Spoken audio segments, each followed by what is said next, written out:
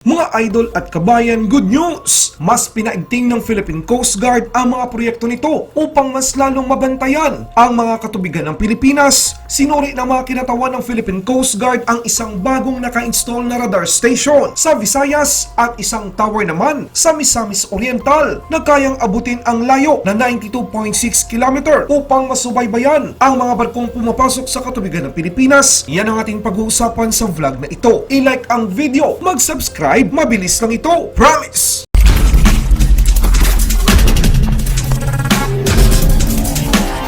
Sinuri ng Philippine Coast Guard Commandant Admiral George Orsabia Jr. ang bagong naka-install na Philippine Coast Guard radar station sa Bayawan na matatagpuan sa Barangay Malabugas, Bayawan City, Negros Oriental noong 8 ng Hulyo 2021. Ang nasabing infrastruktura ay pinahihintulutan ang Philippine Coast Guard na maghigpit na subaybayan ang paglipat ng mga sasakyan dagat sa lugar at higit na panatilihin ang pagpapatupad ng batas sa seguridad, kaligtasan at proteksyon sa kapaligiran sa dagat, lalo na sa Sulu.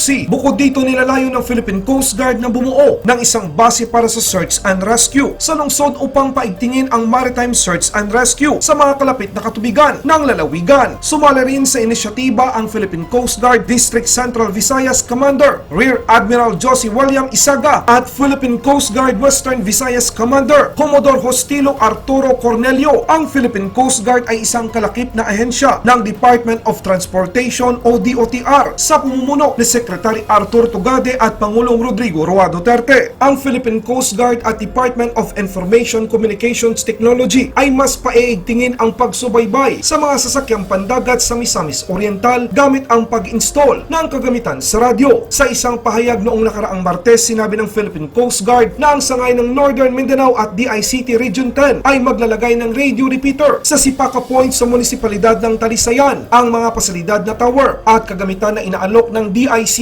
ay maaring umabot sa saklaw o range na 15 nautical miles o 92.6 km. Sinabi ng Philippine Coast Guard, inaaasahan na mapahusay ng proyekto ang pagpapatakbo ng tugon sa dagat para sa pakinabang ng mga domestic at international vessel na lumalayag sa loob ng rehiyon. Dagdag nito, sa kanilang pagpupulong noong 18 ng Hunyo, tinalakay ng Philippine Coast Guard Station Northeastern Misamis Oriental Commander Lieutenant Junior Grade Stephen Pagkaliwagan at DICT Region 10 Assistant Regional Director Leo Ogto ang mga detalye sa pag-install matapos ang pagsasagawa ng magkasamang survey at pagsusuri sa lugar. Maraming salamat. Ang tagahatid ng balita, Good News Philippines. Mabuhay ang Philippine Coast Guard, mabuhay ang Pilipinas! Laban Pinas.